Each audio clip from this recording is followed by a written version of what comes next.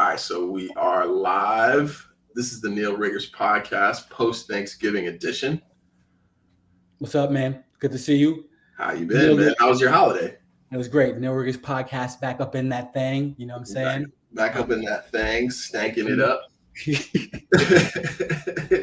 Giving it BV.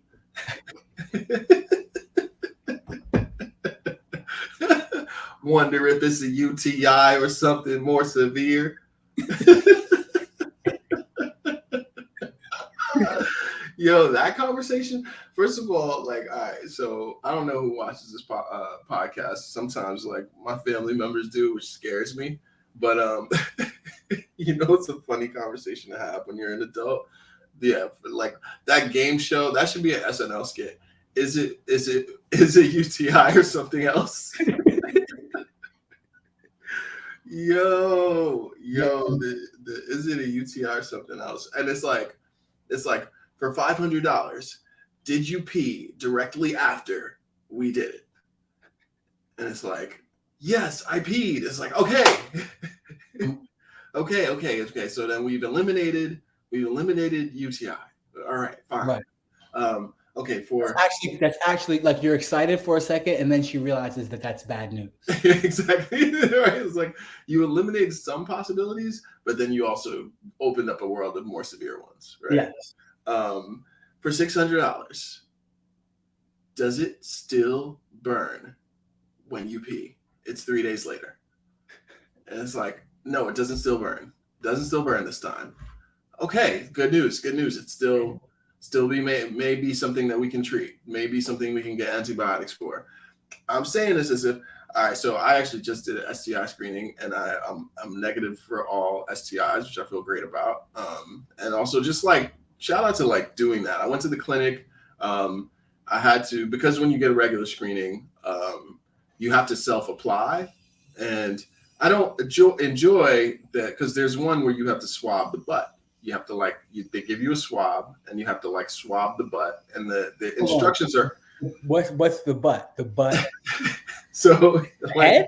You have to. So the real crazy and funny thing about that experience for me was like when you go in the bathroom, it's meant for people to give their sample. So you get a pee sample, and then it's like you get an oral swab. So you have to like swab the back of your throat. Uh-huh. And then they have an anal swab, like a little sticky, and it got a little brush, like almost like you about to wash some dishes, like one of them type of brushies on the end. You know what I'm saying? But the crazy part is like you see all the signs in the bathroom because it has diagrams of how you're supposed to do it, right? So they tell you before, huh? How you do the dookie bristles? Dookie bristles. You got to prepare your dookie bristles, and it has the signs in every language. So it's like Haitian Creole, it's like Russian, it's like Japanese characters. And so my mind immediately flashed to like different races of men, like trying to find which appropriate language diagram to swab their butt. And I was just like, oh God. Like how you do dookie bristles in my language. Yo, where's the Swahili dookie bristles guide? Every joke I want to make is inappropriate. Like every joke I really want to make is me doing a prejudice impersonation of nationality. But yo, one of my good people's close friends is a pharmacist. She understands like everything. She works in a hospital, and so I was asking her, I was like, yo, like, how can they have reliable results when people swab in their own butt? Like, you know what I'm saying? Like, even if you think that you followed the instructions properly, it's like, how many of it, like, there's literally doctors who have done hundreds of butt swabs. You know what I mean? I can count on one hand how many I've done. and we're relying on me to like give you like eligible lab results. I don't think that's really the best way. What did she say? She was like, yeah, it's inconsistent. It was like wild. It was wildly not reassuring. She was like, yeah, it's a really inconsistent method. I talk to my friends in like public sexual health about this all the time. And they all complain that any clinics that have these as the application systems are actually trying to like find a workaround and a shortcut because this is not efficient or good. Like people should not be doing it this way. Especially because most of those places are like they're trying to cut down, suppress outbreaks. No, you can hand it to me. Oh, you don't got hands on. I was like, oh yeah, just come over here, babe. It's like not wearing pants. Our engagement would go up. I know, right? We've been doing this to no viewers. But yeah, like she was like, they're supposed to suppress outbreaks as like a public health, like as a public health service, why these clinics even exist. And so it seems kind of like counterintuitive that they have people just like swabbing their own butt. Like that's just not a very effective way of getting a lab sample. What you're bringing up is a serious point that I probably don't want to go take too seriously right now without like having prepared, but it's that a lot of how our health system is handled is a result of cost, not efficiency or effectiveness. Absolutely. 100%.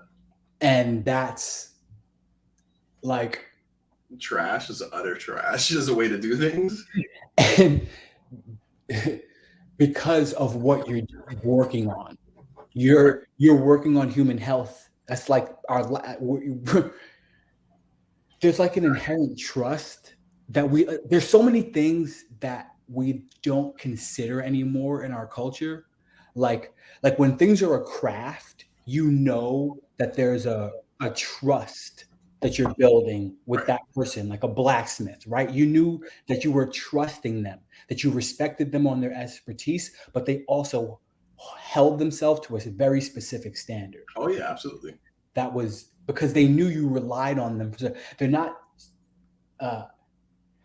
it's harder to get away with being a shoddy blacksmith if my axe doesn't work and I either can't cut down firewood or I am not effective in war, right? Like that information is going to spread.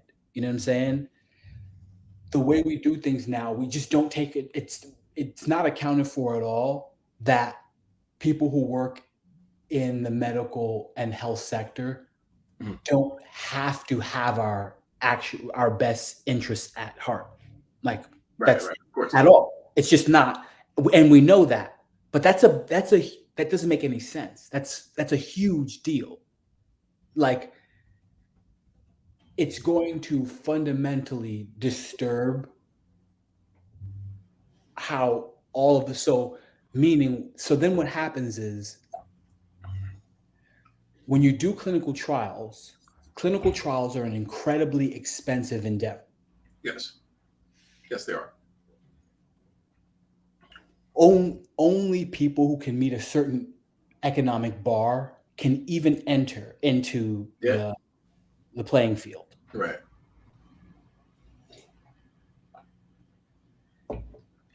Because we also know that through lobbying, you're able to politically influence the policy making of the sector that you work in. Yeah.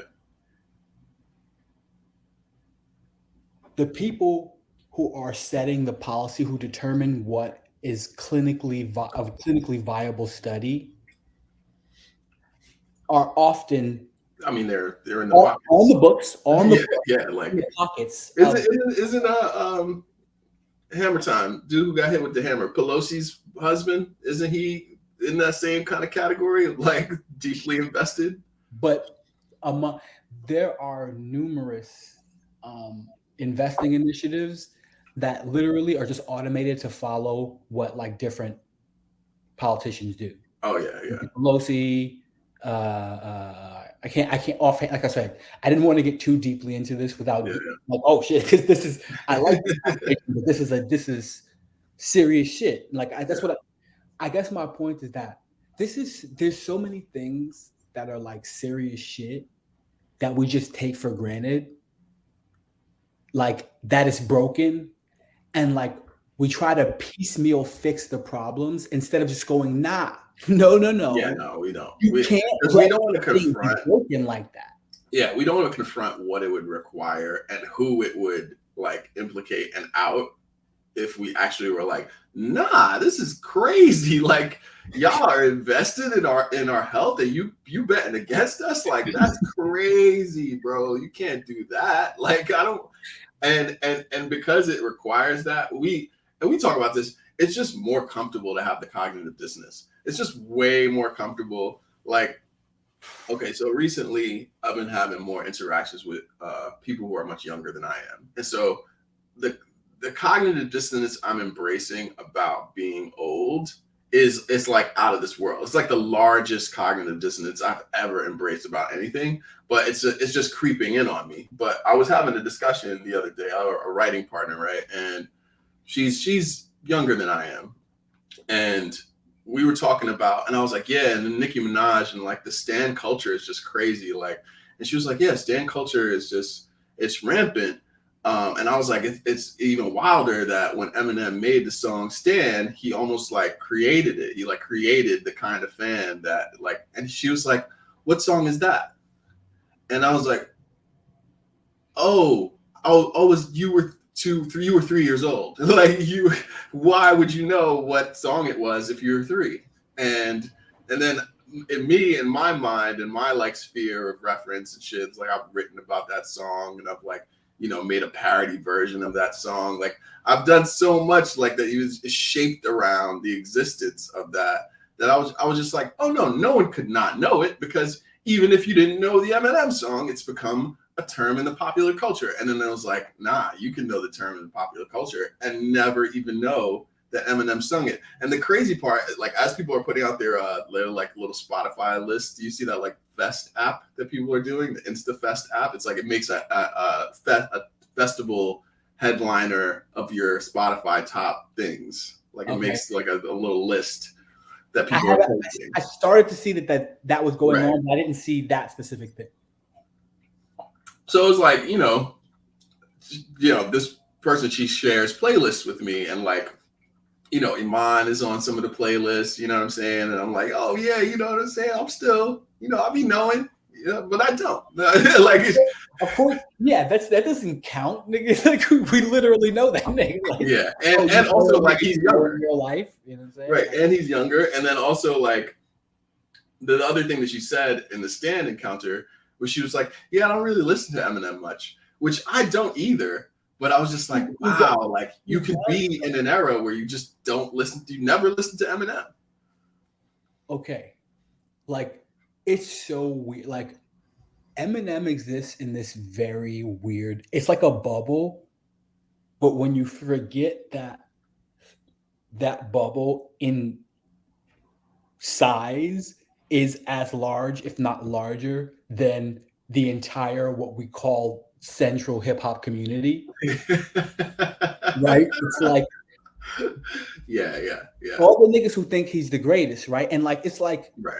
It's not even close in their mind. Like you can't even. Yeah. You're like, and there's like they are because they've listened to him over the last 20 years. The rest of us stopped listening to him like after a few years, after a few albums. Like what? Hold on, let's look brass tacks on this nigga Eminem, bro. Like how long ago that was? Hold on, I'm gonna pull up his discography. You want me to put his discography on screen? Yeah, please. Let's put Eminem's discography on the Summer Jam screen real quick. Let me see if I could get out. There's a moment where he's really actually important in like hip hop, like all. Yeah. And then there's a lot of, and then there's his brand, and it has nothing to do with that. Almost like his brand. It's like once he becomes a brand and a whole thing, don't really have shit to do with hip hop no more. Like that. Nah, it don't. It don't at all. And it's like the what we call larger culture. Let me see if I can pull it up. Okay, I don't know how big that'll be. I'll zoom it a little bit so you can see it more. If you can. I can see it on my own. Okay. Okay, so you got the Eminem show was in 2002. That's when the person exactly. No, the person I was talking about, she was 4 or something. Like 2002, bro. Like, why would she? Why would she know? You know what I mean? Like 2002, bro. Yeah, yeah. Um, So was my girlfriend. Yeah.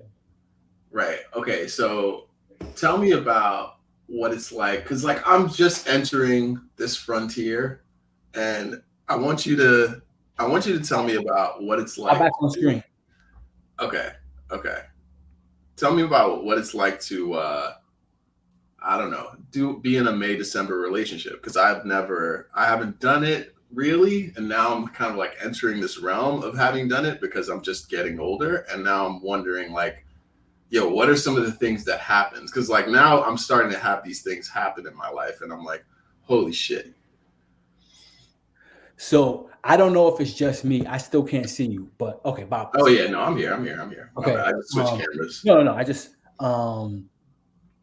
so this is a slightly hard question to answer for me because my girlfriend is I don't even like terms like old soul. I think that shit is like bore it's like messy. It's a messy way of describing things that have actual reasons, like lines of why they Right, right. occur. One of them though is that my girlfriend's mother is literally the same age as my mother, Okay. right? Like she grew up so at her house, their TV is on top of one of those old TVs. She said like she just grew up in a time First capsule. of all, she has a TV that can be on top of a TV. You know what I mean? Like And it's that means the length and width and depth of the TV, not even it's that. it's not it's one of those, it's a flat, but it's just a little on the stand, Okay. right? Okay. It's like not not plastic on the furniture, but like that feeling. Her house is just old as shit, and they wasn't allowed to do a lot of shit that other kids was allowed to do. Her mom was a teacher, and so there's like I can relate to her because she, in a lot of ways, she had to like go outside and play still. Right. Like Right. to go Right. outside and play. Like she oh, and there's also she has 4 sisters and a younger brother. So Okay. there's mad her life is just like not but I okay. I So her I sisters are older. You're saying it's, yes. so She's has the she has youngest. some connection to other generations, other time periods. Her and her father has older children from a Okay. previous. Yeah. Yeah. So Yeah. it's like there's Yeah. it's, Yeah. it's like it's that helps. Yes. Also, she just kind of loves reminiscing with me. Okay. Because she her mom still be like every night watches Perry Mason. Like they just like Yo, that was old school when we was coming up. exactly, exactly. And she watching like what's it like Andy Griffith's show and Andy shit. Griffith. Yeah. Yeah. I was just like, I'm like, she what be are you on that watching, Matlock, boy. bro? She be on that Matlock. Yeah, Matlock. All that. I'm like, Yo, you know who oh, actually is the that's G though? You know who's the fucking Giified G of all those dudes? Columbo. My nigga Columbo, dog. Columbo Columbo, is dog. the You know I know spot, it was yo. Columbo, dog. Columbo He'd is be like, so I'm an old guy. What you're telling me is, and no, I'm stupid. You know, I'm a kind of a stupid person. So they've explained to me how you were in the restaurant at 10:30, and then you're checking in at the hotel at 10:35, and the restaurant and the hotel are 20 miles apart. Like he would be on some like, you know what I'm saying? And he would do that early in the game too. just give me a moment here. Okay. You know, Yo, I'm getting old. Pardon me. Yo, but but she also just likes so like the first date we ever went on. Yo, I'm such a weird nigga. All I did was bring her back to my crib and like play her theme songs from old TV shows for like wow. Did you hours. show her the video? The video is still on our channel, by the way. This channel, the video of us doing the theme song thing is on this channel. Like I can pull it up right now. I'm not sure. I'm not. I Which should pull it up. I should pull it yes, up because yeah, it's one of the videos we did that didn't get flagged. Like because I think we're just singing the songs as opposed to like pulling up the actual content that Viacom or whoever owns. So it's actually still on the channel, thank and it's a highly enjoyable watch, is what I'll say. you. Do it. It's a highly enjoyable watch. It's Okay, been yeah. so long. All right, boom. First of all, it's 14 years ago, so this is around the time when your girlfriend was born. This is around the time when your girlfriend was born. She's 10. She's a 10-year-old. She's a 10-year-old, and we're Again, getting high making YouTube shows. and this is what I. So this is, and because I love this idea. Just this like time travel, but only for age gap dating, where just like while we're there making this show, just for a moment, just for like we're making the show, and for a moment, this 10-year-old girl pops in the room and it just goes, almost gonna have a baby with her in 14 years. And then she vanishes. Then she just vanishes.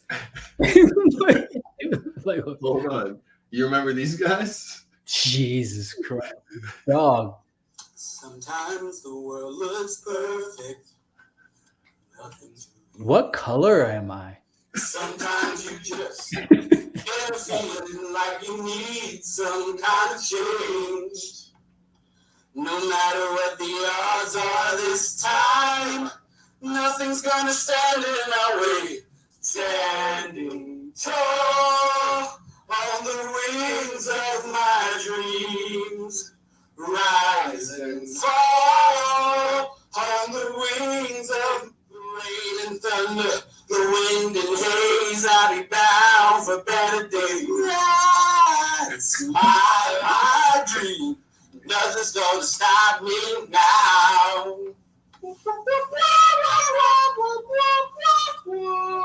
Life goes on. And we go on as well. We also continue. And so do. But yeah, so that's like a fundamental part of our relationship, is just like, hey, I'm older than you, but you're fertile ground for reminiscing about how things used to be. So it's like it's not a cognitive dissonance for us. It's like a bonding. It's a way that we bond. Is like Got you. Me teaching her about things, but then also just her like letting me know. It's like we're filling in gap. I'm filling in gaps. We're filling in gaps for each other, because it's the same way for me on the new stuff, where it's like, okay, like especially when it comes in the world of like cartoons and kid shows, like Right. she fills in space between where my childhood ends and where my kids' childhoods are beginning. Like Mhm. there's things that they're watching that she has context for that I don't. Right. It's like, which is actually mad fun. I like that. Like, and like Disney shit that there was no. Mulan was the end for me. I remember going to watch Mulan with Chappelle because he forced me to be the third wheel on what was supposed to be a date for him. Okay. And I didn't want to go. He didn't force me. I could have forced him to sack up, but because I didn't want to go, I bought the ticket, lost it. Should have used that as an opportunity to be like, oh, I got a dip.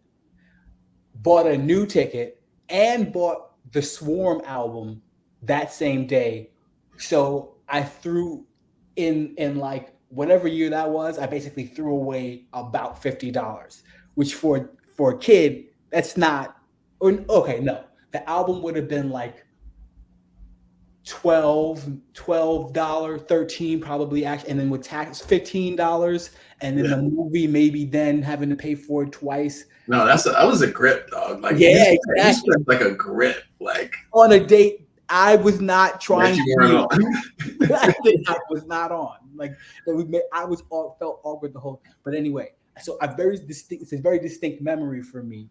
Therefore, it's like I know I stopped. Like it stopped being appropriate for me, and I can't remember the next one I saw. It's like very. So it's like now going back and like, okay, what was y'all do? Because there's like Up, like a lot of people loved Up, and going back and watching that and like, oh, okay, yeah, this is nice. You know what I mean? Yeah.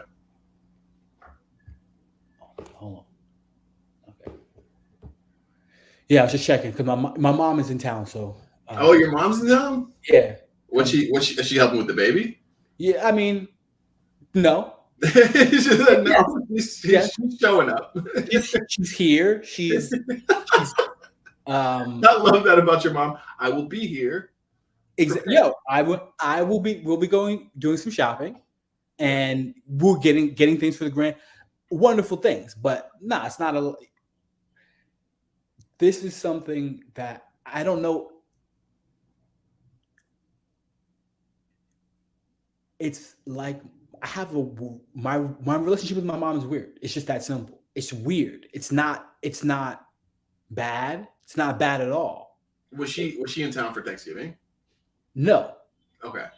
She came like the day of Thanksgiving, and she came to San Diego. She traveled on Thanksgiving to San Diego, spent a couple of days with a friend, and then she came here, and then she's actually like an hour away. They're staying an hour away. First of all, your mom having random friends in San Diego, like just my mom is a very interesting life. And she's like dope. My mom is a dope person. She's like first of all, hold on. Let me shout out your mom for this book that I've reordered multiple times because of you brought this into the picture. Remember this edition? Of course I remember that. Yeah, that's Grail shit right there, bro. First of all, this was in yours and your mom's crib when we're young adults, and it's got pictures like this. Yeah, I mean, I'm just getting kicked off of YouTube. Up in the spot. Yo, okay, so this is a great example. I went through my kindergarten notebook. See the kindergarten or first? It's kindergarten because it's first and second grade. Anyway, it could be the beginning of first grade. I don't think it is. We're going through each day in the marble notebook is a letter, and you have to make a collage of things that start with the letter. Yeah. The second page. You know what's on there? What?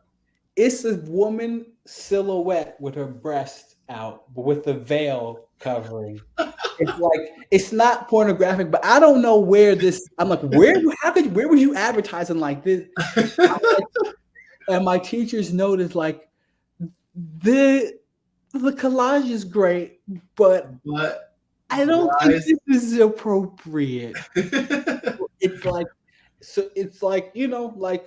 So where do you stand on, like, you've got now kids who are getting a little older, and then you've got a baby. Where do you stand on like what they should learn? Because like this is obviously that book was in your mom's crib, and we found it or were exposed to it as teenagers. I'm sure you even older, or even younger than that. So like when's the right time? Like I tend to, when I talk to one of my shorties about that, I'm like, yeah, well, I try to be age appropriate, but it's like if I'm gonna be a person to help them through the world, I want to guide them through those experiences too. I want them to have the most foundation and baseline at home, so that they, when the inevitable happens, when they won't be out in the streets hearing about shit like you're gonna hear about, that they have some information. But like, where do you stand on that? It's a great question. I need to do a little bit more research. Where I stand presently is that when on Cairo's 8th birthday, me and him will go somewhere together, and we'll have a preliminary conversation about sex. Yeah. Through mostly the context he already understands it a bit, which is mating. Yeah. Because I have the research I have done, and I trust, more importantly, is that if you wait any later than 8, they're already going to be they're going to get a perception from the outside world. Yes, of course. Right? Like it might seem early, but if you wait any later, by the time you do it, you'll be have having a conversation against what they already believe. Yeah, exactly. And because some kid, right, that Right. They're just exposed. especially now. Right. So, but I haven't ever. We've only ever talked about it. We've never talked about it through the context of human beings. We have in animals. They've seen it on animal shows, right? And they understand that that's how animals procreate. Yeah. And they also understand that they now have a younger brother. Right. But they haven't asked any questions about it yet. And so because they're like what I don't find. Are they on some like the stork shit? Like they're not on that type of time, No, right? Like okay, no, they know that male and female animals mate together. Yeah. I don't know if they understand any of the mechanics of that. Right. And I don't know if they understand that that also applies to human beings and that their own bodies. Can I do a callback to a joke from earlier? Yeah. So you're gonna be like on some like California like mountainside walk with Cairo, and y'all are gonna be like going through this, and then like from the sky, like a 32-year-old black woman is gonna be like, we're gonna have a baby together, and then disappear. Like,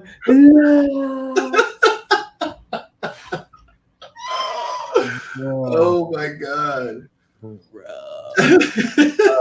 But it's because it's totally especially in the future, that'll be probably totally possible. Listen, at every point in time, at every single point in time, it's always gonna happen. And yeah, but I'm not. What I haven't found compelled to do or appropriate is to inform them about anything that they aren't curious about themselves. Got you. I'm not like leading the conversation. I'm not like with certain things like with money, I'm leading that conversation. Okay. Right? I want them to, and with understanding their responsibilities, even with like. No, I'm gonna be annoying. I'm gonna be like that dad on Big Mouth. That's like, we're sex positive here. Like, son, the beauty of the vagina is something you should know. You should know the vagina from not just an anatomical standpoint. The vulva, really, what you should be talking about is the vulva, because the vagina is just one part. And I want you to understand that the sacred yoni, like I'm gonna be on that type of time. Like that you took there, that right there, my nigga. Yo, the thing about it for me was that you never know what's appropriate for your child. The reason I'm not doing that is because I was mature enough to understand that I wasn't mature enough to understand information. It was overwhelming. To understand that was overwhelming. It was like, oh shit, spam. I think you know what would have been overwhelming for me, because I was a precocious child, but I think what would have been overwhelming for me is the things that I know now about what the psychological and emotional effects of so-called mating are. Like I think very early on, my mother had that discussion with me, and I understood it. I just understood it. I don't know why I did, but I remember understanding it. And then I remember Aki's older brother, he had like a dirty joke book that we had found, and we were like 7. The oldest one? No, not the oldest. It was Sekou. And so we found some book that he had from his friend or something.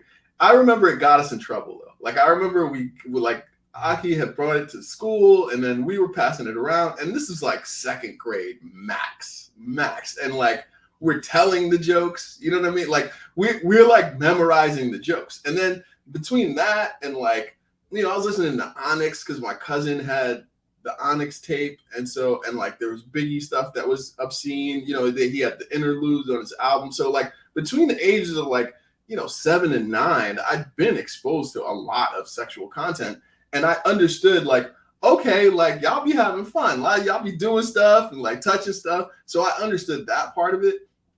I think what it's taken me a really long time to even begin to scratch the surface of understanding is any of the psychological or emotional effects of the act of sex, or anything beyond just like that bodies are doing things to each other. It's like that stuff. I understood the psychological shit in me. I understood that it made you. I could imagine how volatile that was going to make people. I was like, oh shit, whoa, that's scary. Yeah. Well, of course people are fucking weird. Holy shit. Like, of course dudes getting fights at bars and shit like that. It's like it all makes sense. It all, like, to me at that moment, it all made sense. And it was just like it was like, this place is so much, bro. This place is a fucking lot. And it was just too much at that time to be able to see, like to perceive, but not understand, because I'm still a child. I am a child. I'm not going through any of it to experience it. So it was like, there's just I've never talked about this, but this is a part of what my childhood affinity was for Michael Jackson, because I perceived in him having had a similar experience of like having real material human desire for you as a child and going, yo, bro, this is not appropriate. And it just messing something up in your ability to relate with that in yourself. Right. People, like, because it's like, I already see how you get weird. I'm a child and you're being weird. You get creepy. You get like your behavior. You treat me totally differently. Yeah. Everything was one way, and then with this now, everything is fucking different. Yeah.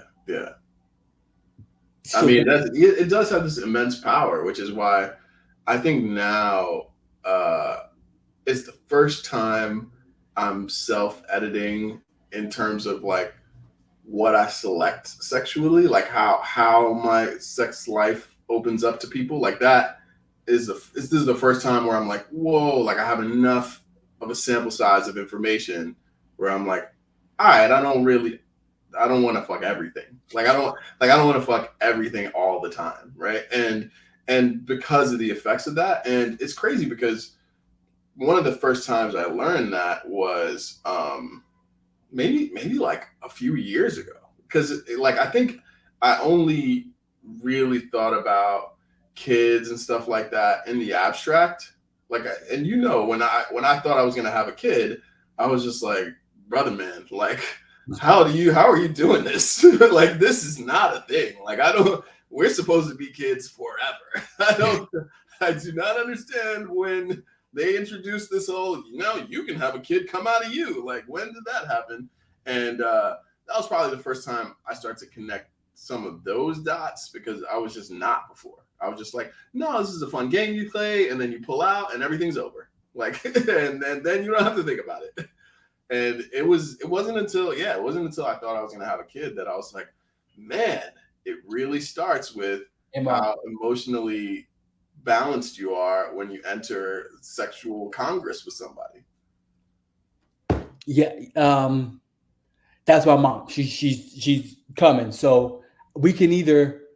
No, it's okay. This is a great one. Like we're talking about sex education. So I'll say this. What you said, everything you're saying never stops applying, even when you have the kid. It's not. That's the thing you realize. That's the only thing you realize, is that you are the same person who doesn't have any of the answers. Right. And doesn't even feel responsible for yourself. Like, what are you talking about? 3 people? But it's, regardless of whether I have them or not, it feels the same. That's the other thing about it. It still feels that way. So it's just about whether I have the experience of having them or not. Right. And but do you wake up sometimes and you're just like, oh shit, like yo, like that you know that moment you wake up, never, like no, really, never, so wild. because that's what I mean. It's like I'm still just fundamentally selfish as ever. So no, you see what I mean? It's like, nah, it's not like sometimes I wish man. that now nah, nigga, I'm just a fucking dude. I'm just me managing me. Right. And like doing the best with that. And I've figured out how to get some books and some stickers and shit, and that's it. That's all. It's not that deep. And so the other aspect is I was a child. I remember I'm just doing my best not to have my kids shoulder too much, but we disrespect children. Yeah, that's true. Do their own work. Yeah, so much of their own work they do, bro. It's our ego. That we're. It's like when people say everything I do for you, which is fundamentally untrue. Yeah, There's no way that can be the case. Right. Like you do what you. That's the thing. I just know what I do for me, and the more seriously I take that, the better job I do at taking care of my other. Yeah, of course. It's not. It's the same thing. It's not. Things don't in the world doesn't fall in on you and then make you the Hulk. Right. If it falls in on you, you just a bad parent. There's a lot of that. The stress overwhelms you, and you're a bad parent. Yeah. Or you show up, right? Like you continue to show up. Anyway, so I gotta get my mom's here. So. All right, man. This has been a good one. Next time we're going to talk about this stuff in the lens of Kanye and Kim. Let's do it. All right, G. Peace. Love you, bro.